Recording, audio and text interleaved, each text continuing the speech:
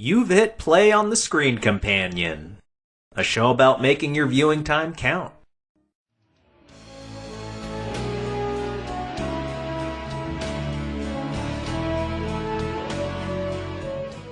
I can't help but be a Trekkie. At least once every season, I'm going to have to talk about Star Trek. I just have a need to do it. Today is a very special occasion. Not only are we talking about Trek, we're talking about one of the series, Star Trek Enterprise, with someone who is a fan of Trek, but did not watch Enterprise growing up. My mouth is watering over being able to talk to somebody who likes Trek, but is not very familiar with this show.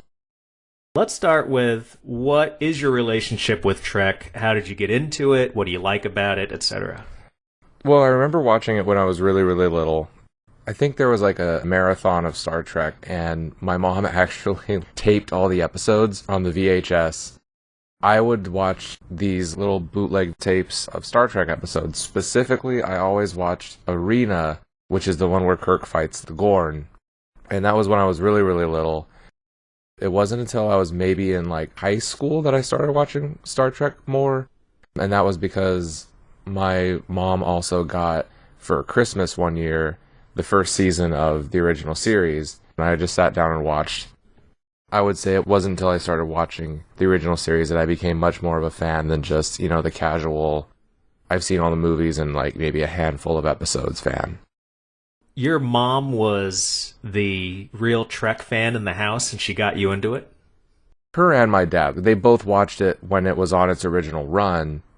Of the two, I think my mom's more of the Trekkie than my father. He likes it, but he's not like a fan, but my dad doesn't really have fandoms. Neither does my mom, but I know she likes Star Trek a lot. Do you happen to know a favorite episode of hers or character besides Kirk?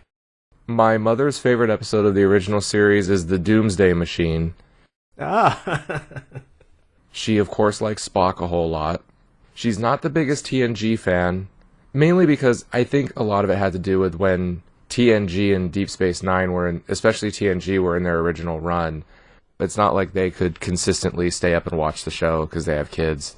Same with Deep Space Nine. My mom would catch episodes here and there, but wasn't a consistent watcher because of us little bastards.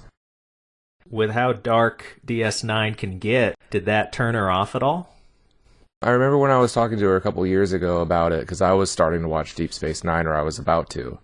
And she said that she liked how different it was, and that there was a lot more politics involved. She liked the politics of it, which I think is one of the things that turned off a lot of the other fans.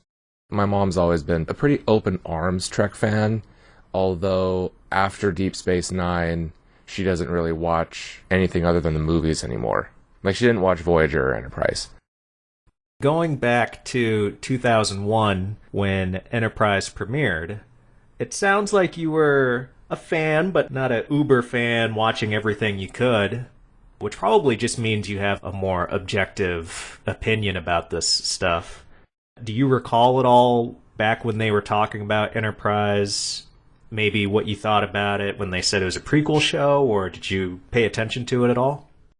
If anything, I was just mainly confused about it being a prequel, because here's another Enterprise, and here's an Enterprise with another Vulcan officer.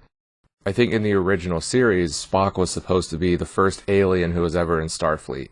That's why it was kind of like, oh, they're changing a few things because now they have this sexy Vulcan.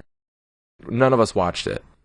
I remember watching a clip of it when I was maybe in like high school, because my brother was channel surfing one day. The only reason why he put it on is there a Borg episode of Enterprise? Yeah.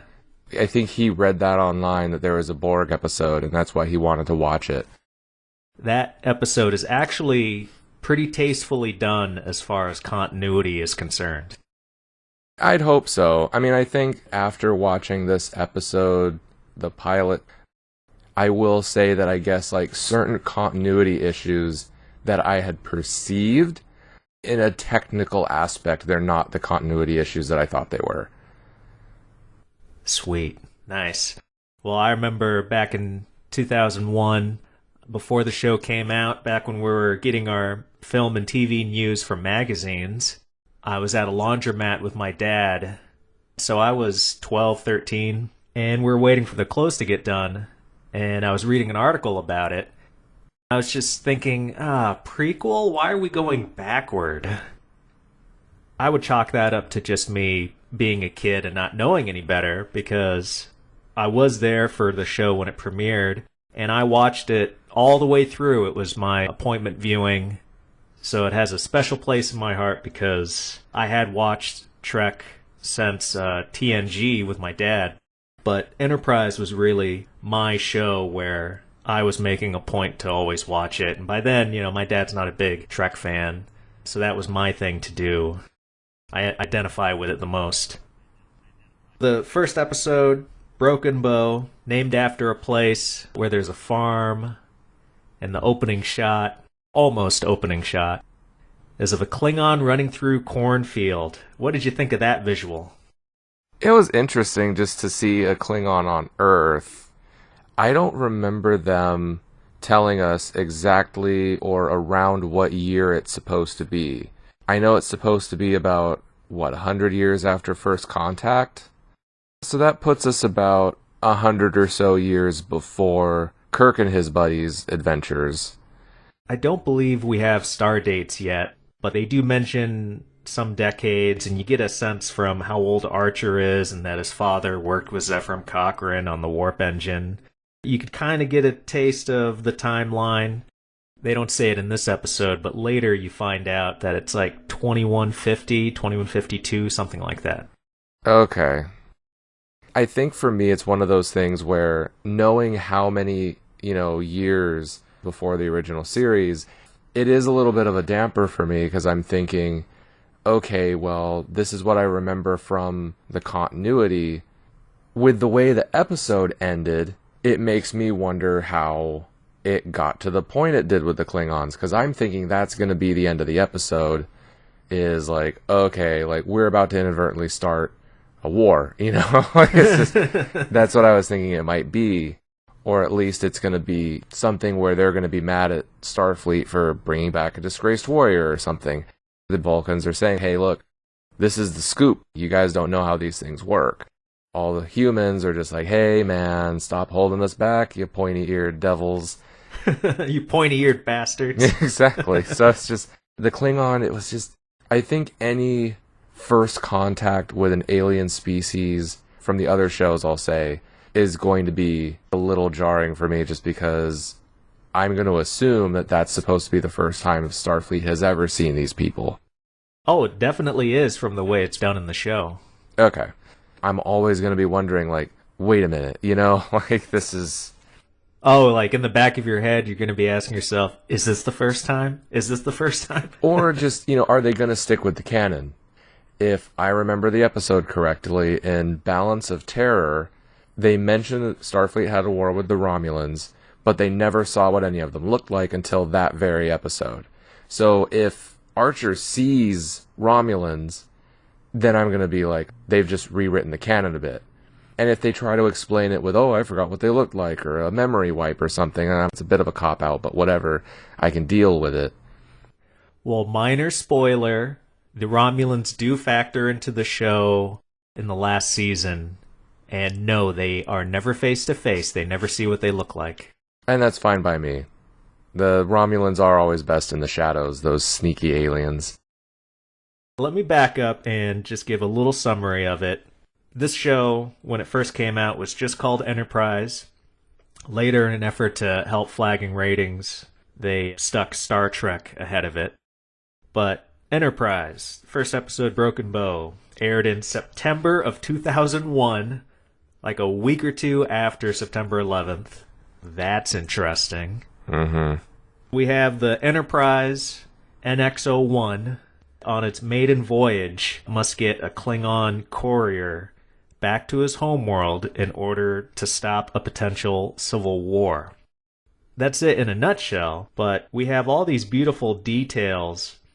They don't do a great job later in the series, but at least in this first episode, they take advantage of the fact that it's a prequel. They're establishing these relationships, not only between the different aliens and humans to Vulcans, humans to Klingons, but even the relationship of humans to space travel. The beginning when, right before they're leaving space dock and they're getting ready for their first mission. How did that scene strike you?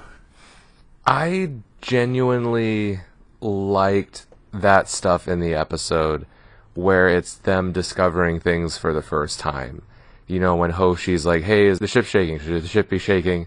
That was nice. You know, when T'Pol's like, oh, we're 0.2 degrees off course. It's a Vulcan move. It was fun to watch it because they would be discovering all these things. Like, this is their first warp trip out of their solar system, right? They never left their own backyard, I think, as they put it. Well, they did have warp-capable ships. That one character, played by Anthony Montgomery, Travis Mayweather, he's a space boomer. He's the only character out of the crew to have been born in space, had barely even been to Earth. Humanity has traveled outside of the solar system, but as far as any real official business as Starfleet is concerned, I don't think they have really done much outside of the solar system. It's nice to see them do everything new for the first time and learning all these things for the first time. And if it continues, that can keep the show enjoyable. But you make it sound as if this is kind of one of the only episodes where they actually do that. No, it comes back here and there. I would liken it to the way Voyager, its premise, was really something interesting. If you look at a lot of their episodes, they don't really delve in deeply enough into the fact that they're all alone on the other side of the galaxy. Mm-hmm. Same thing with Enterprise. Considering it's really their first time out, at a certain point, a lot of the episodes just start to feel like, oh, this is just another Star Trek crew, instead of being the first crew. I guess to be fair, it's hard to make that at least a theme in every episode, especially with like Voyager. It's just kind of like, if they made a point to make every show like that, I would get annoyed with them always mentioning that they're alone. It's like, I get it, that's the premise of the show. I do understand where you're coming from, but sometimes you just need that, I guess, breather, or to treat the audience like they know what's going on, I think. After a while, considering the show ran 4 years, so in universe it was about 4 years of them going on these journeys, they would need to shape up pretty quickly and stop complaining about being in space. Yeah. Starfleet gave them the boot real fast as soon as they had one successful mission. It's like, all right, well, let's just leave them there. What did you think about the way the Vulcans are portrayed in the show? Because it was a real contentious matter back when it premiered. I didn't really have an issue with it. It is strange in a way that they didn't 100% get along, but them being portrayed as these people who just kind of observed and didn't really offer too much assistance, that's pretty prime directive-y of the Vulcans. To me, it just came off as like, I mean, I get that that would be annoying, but it also does kind of come off as sour grapes on the humans' part, but it's just they don't understand that yet. They're going to go along and interfere with some cultures and be like, okay, maybe you guys were right. And it's not like humans roasting Vulcans is anything shocking or new. I mean, the original series, like, the end of the episodes were usually the crew making fun of Spock in one way or another for not having emotions, and he's just kind of taking it and maybe gives his barbs back. Archer has a reasonable chip on his shoulder about it, if he truly felt like the Vulcans were just letting his dad flap in the wind over warp drive. Well, I don't get why back then so many fans were up in arms about antagonistic Vulcans. You look at them in every other series, there are plenty of examples of them being antagonistic.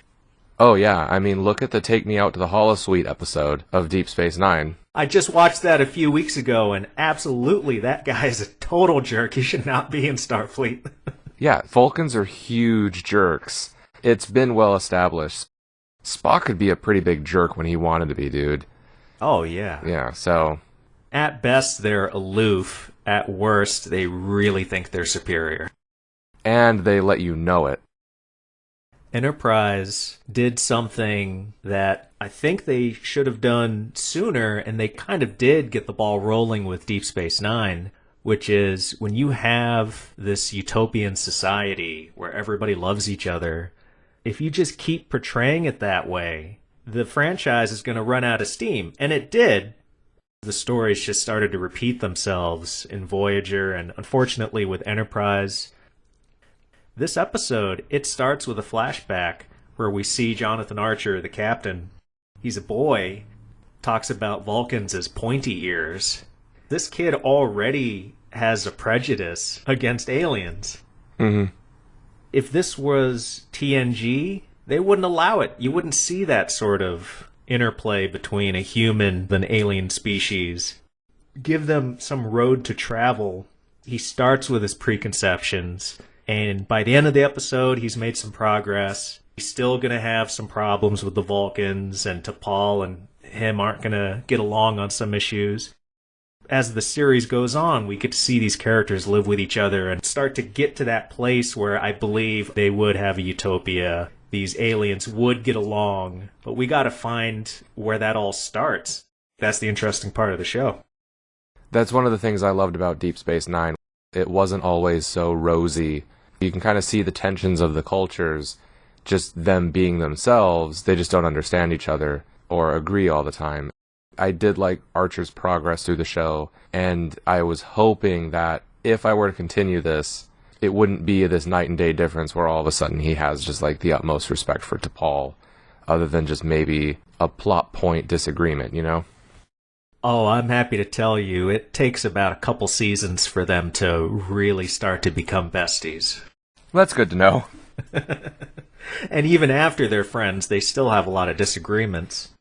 That crew conflict, the fact that these guys do have gripes with each other, such as early on we see Malcolm Reed, the armory officer, complaining about the chief engineer, Trip Tucker. Stuff like that, did it put you off at all, or were you into it? It doesn't put me off, but I'm not necessarily happy about it. It's just more of like, people are going to beef.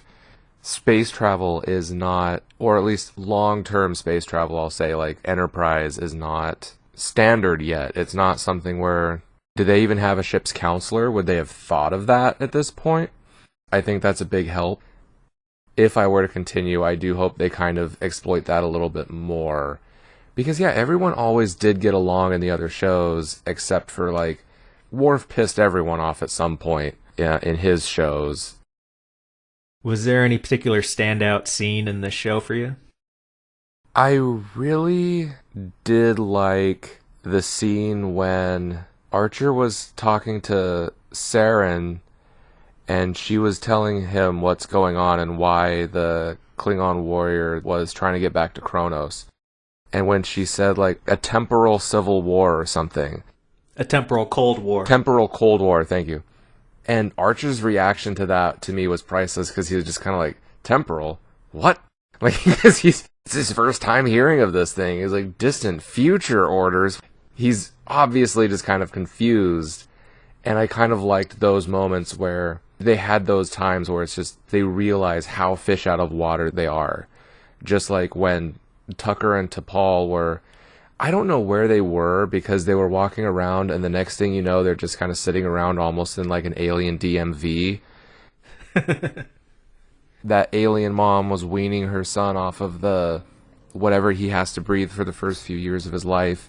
And he just thinks that this woman's torturing this kid, not letting him breathe. And then T'Pol's like, no, dude, this is standard for their species. Why don't you just get your head out and look past your own preconceptions? Those were my favorite points in the episode. What do you think of the set design of the show? What do you think of the actual Enterprise NX-01? So this is where my biggest issue with prequels comes into play. I liked the set design in terms of what the ship looked like. I think the design's pretty interesting for the Enterprise itself. But it being a prequel and it looking better than the shows that came before it, where it's supposed to be 100 or 200 years in the future, it's mainly just a special effects thing that, like, it looks better than the older stuff, of course. It doesn't take me out of it, it's just kind of like I'm very aware of it. It's funny that to us, the viewer, we have what we think is futuristic, and it's a particular aesthetic. Later in the series, they actually do include original series design elements, and they even tie it into an original series episode where we see a Constitution class ship. Yeah, the visual of it, the NX-01 next to a Constitution class ship that looks exactly like Kirk's ship from the show, they totally clash visually. And if you just put them side by side as a viewer, you go, well, that looks hokey, that newer ship. But when you see them next to each other, and the fact that the NCC 1701 is so much bigger, and the fact that in the story it's got much more advanced weapons than the NX-01. So in universe, they're treating it like it's a big deal. It's like, oh my god, what is that thing? It really plays into just the aesthetics for us. Like the Borg cube, it's just a cube. It doesn't look all that interesting, but, you know, it can take down a bunch of ships. If only we could divest ourselves of what we think future stuff should look like and realize that the aesthetic doesn't really matter if the technology is there in universe. I do agree with you. It's just kind of one of those, it's weird. Oh, it is, yeah. It's hard to do sometimes. I had the same issue with the Star Wars prequels. Like, some of the Naboo technology looks better than stuff you see in Empire and Return of the Jedi, and so it's kind of like, alright, you know. I think a lot of people, and I'll say myself included, have that idea of the future as being like, everything's shiny, everything's new, everything's really sleek, glossy look to it. Oh, now I really hope you will keep up with the show. I would love to hear your reaction, what you think of seeing Archer on the original 60s set of the bridge. I love it whenever they actually try to merge the different styles together and put them side by side and just go, look guys, these two things can exist together. Who's to say in 200-300 years it couldn't look like the 60s again? You're right. Everyone gets nostalgic. Talking about some of the things that really set this show apart, and a few things that maybe they didn't do so well, I'm curious what your thoughts are on the infamous decontamination scene. Seemingly they infuse some sexiness into Trek, but the characters involved are so not being sexual that it's very discordant what they're doing with what you're actually seeing. Yeah, that scene was... I remember T'Pol being kind of like the new sexy girl on TV for a while because of this show. I remember this being a thing specifically. To actually finally see it, yeah, it was kind of uncomfortable. And because of how jarring it was, all the hotness that was supposed to be in there was completely gone, and so everything just seemed very gratuitous. They could have really cut that scene out. They could have had them just sit down for dinner and have that dialogue, and it would have been completely fine. I don't know why they did it the way they did it, other than just to do sex appeal. They've gone on record. That's exactly why they did it. Yeah, well, and that's a little disappointing, but whatever. Yeah, I don't think it's entirely successful, but from a story standpoint, what I like about it is that me, with my puerile sensibility, I'm just seeing the perkiness of that scene. Yeah. But the characters, you know, they're coworkers, they're talking about business, nobody's licking their lips looking at each other in their skimpy outfits. And to see them actually rub gel on each other, and for them it's not sexual, this feels like the future to some extent. The way we react now is not the way necessarily that those characters, just in that time frame, and also that the context of them being coworkers on a crew, that they're not going to look at it the same way we're going to look at it. That does make sense. I mean, look at RoboCop, right? You know, they have shared showers in that movie, and no one cares. Well, that's Paul Verhoeven. He's very progressive. Yeah, they did that in Starship Troopers too, right? So in the future, it's all about joint showers and everything. We won't care anymore. There are a couple of shots throughout the series where they do that, but they hold off on it. They don't just go crazy and say, oh, look, we're going to have sex in Star Trek now. Look at this every episode. Now I think fans are a bit more accepting of the show. Considering that, it didn't make it 7 years, it was only 4. They do a lot of great things with Vulcans. One of the reasons I like this show so much is they really get into Andorians. I think the Andorians might be my favorite alien race in Star Trek. And all these details, especially the 4th season, where they really tie it into the original series, just that wonderful continuity. Okay. So, is there anything in the show that you would say was really clunky, or you could understand why a lot of fans back then might not have gotten into it? Or maybe do you think they were overreacting? I think they were overreacting. I think if I watched this on its original run, I probably would have an opinion along the line of yours. I think where there would be, I'll say, heavy elements of nostalgia kind of influencing my judgment. Not to say that, the show's crap and you're crap for liking it. I mean, we always love our first ones, right? The thing that bothered me as a fan was, well, why is T'Pol there? Spock's supposed to be the first alien in Starfleet. But, T'Pol's technically not a Starfleet officer, and neither is Dr. Phlox. They're kind of more exchange officers. They love playing with the technicalities on the show, not to break canon. With that technicality, I'm okay with it 100%, because it's like, all right, you got me. It's sneaky, but you got me. Like, the original series had, the Man Trap was the pilot episode. I've only seen it once. I remember it being okay. Comparing this episode to other Star Trek premieres, I'd say this one's pretty freaking solid. It's great. And the TNG premiere was good, but it was a little boring. It meanders. It does. And the Deep Space Nine premiere, I think, was better than the TNG premiere, but it also kind of meanders. Gosh, I remember watching the Voyager premiere a few years ago with friends. It didn't stand out to me really at all. So in terms of premieres, I'd say the Enterprise has the strongest.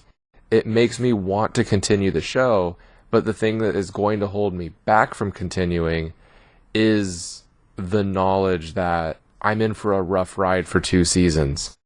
Wait until you listen to my episode where I firmly recommend maybe a dozen episodes between the first and second seasons, and then just going to season 3.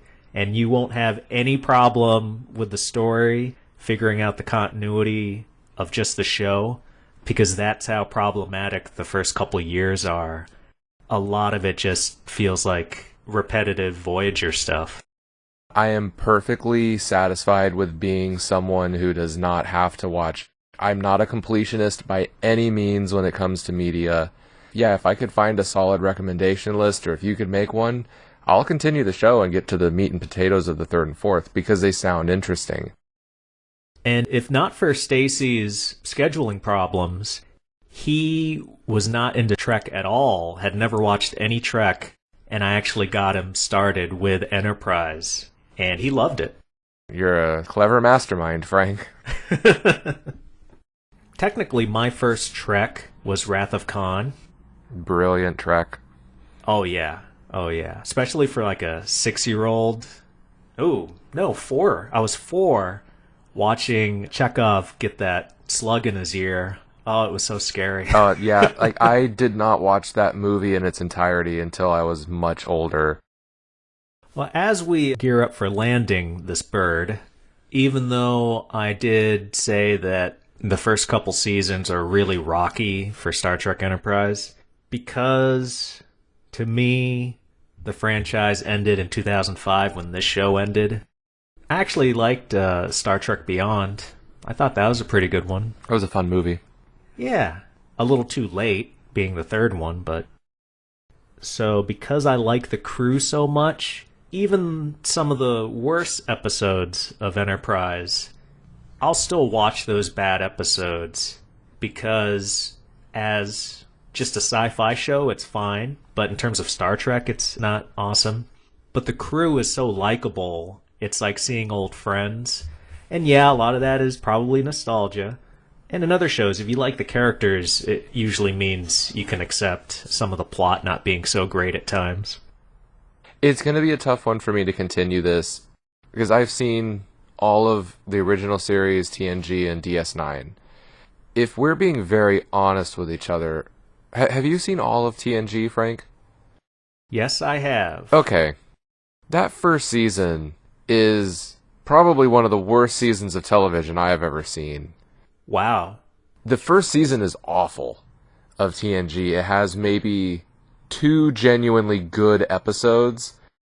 You know, with Deep Space Nine, it was, I would say, consistently better in the first 3 seasons. And for the most part, it was just average watchable Trek. Does anyone grow a beard in Enterprise? Because beards are usually a marker of quality in later Trek. When Riker grows his beard, the show gets a lot better. When Sisko has his beard, it gets better. When he shaves his head, it's amazing. Almost consistently from the 4th season through the 7th season of Deep Space Nine. It's pretty great. There is something similar in Enterprise. I don't know if it's something agreed upon by fans, but personally, I would say... So they went through a few different wigs with T'Pol, and just getting her makeup looking correct. She looks a little bit like a frickin' zombie in this first episode. Very pale and green. In the 3rd season, the start of the 3rd season, they give her a nice outfit that isn't Starfleet standard, because again, she's not officially a member of Starfleet. That, coupled with a new hairstyle that just looks great, and they stuck with it through the end of the series. That's pretty much your visual cue that the show has gotten better. There you go. Every Trek since TNG has had it, at least. I don't know if Voyager has one, but I know that TNG and Deep Space Nine have it, and now it sounds like Enterprise has it too. That's what I will wait for. If they gave you $200 million to make a Star Trek property, what in your wildest dreams do you wish they would do with Trek? I think I would continue the Abrams verse. Oh my god, really? Really, the only reason why I would continue the Abrams verse is because I think they plan on continuing it anyways. There were all these rumors that Chris Hemsworth was coming back to reprise his role as Kirk's dad. I would want to take over production and writing on that movie, and it would be a mirror universe where the Enterprise goes through, like the whole ass ship goes through to the mirror universe with its crew, and it comes to face with the evil Enterprise, and it's Kirk's dad as the captain, because in that universe, instead of sacrificing himself to save everyone else... Oh, I love it. I love it. He sacrificed everybody else to save himself.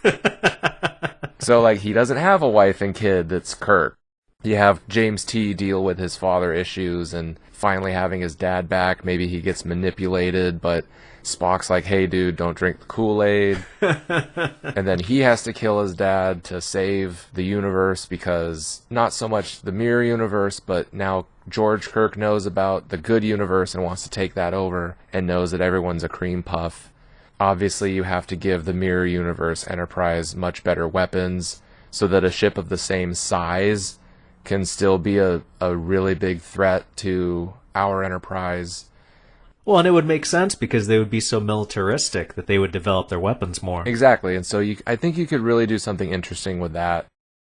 I would want a new series that takes place maybe right at the end of Deep Space Nine or a couple years after, so that we're pretty fresh off of the Dominion War.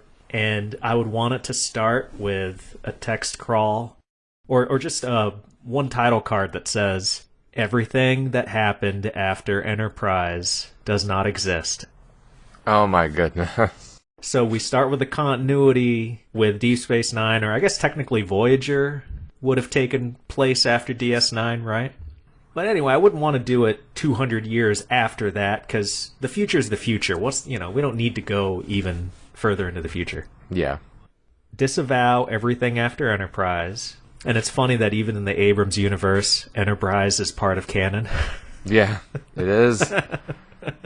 And they even make references to Enterprise in the first movie and definitely the third movie, which I squealed a little when they showed the uniforms in the third movie. I was like, oh my god, they're making a reference to Enterprise.